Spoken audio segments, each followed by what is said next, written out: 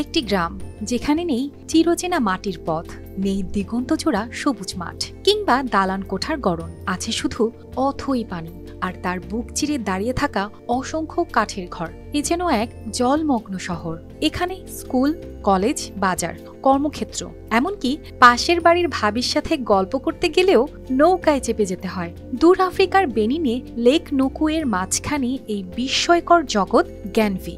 বাইরের থেকে দেখলে মনে হতে পারে যেন এক পরীর দেশ, কিন্তু এর পেছনে আছে বেঁচে থাকার এক লড়াই। গ্যানভির সূচনা হয়েছিল 17 শতকে। ততদিনে আফ্রিকায় দাস ব্যবসা ভয়ঙ্কর রূপ নিয়েছে। তখন টোফিনু জনগোষ্ঠী নিজেদের রক্ষা করতে এক অভিনব পথ খুঁজে নেয়, পানির উপর গ্রাম গড়ে তোলে।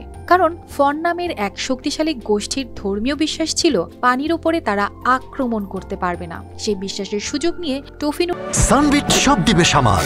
সানবিট ম্যাজিক প্রেস ডিশওয়াশিং এর মাথা ঘোরানো সলিউশন গড়ে তোলে গ্যানভি, যার অর্থ আমরা বেঁচে গেছি। শতাব্দীর পর শতাব্দী ধরে গ্যানভির মানুষের জীবন জড়িয়ে আছে এই লেকের সাথে।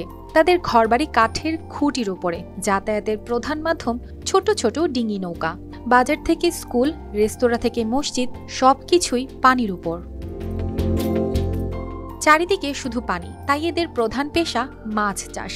তাও আবার সাধারণ মাছ চাষ নয়, এক অভিনব প্রাকৃতিক ব্যবস্থা যার নাম আকাজা।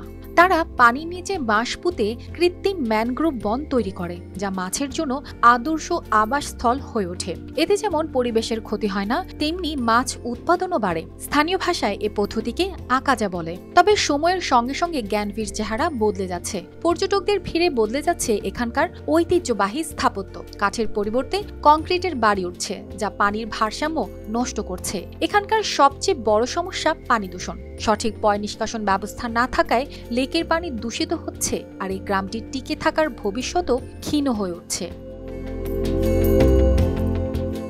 অর্পিতা জাহান, RTV।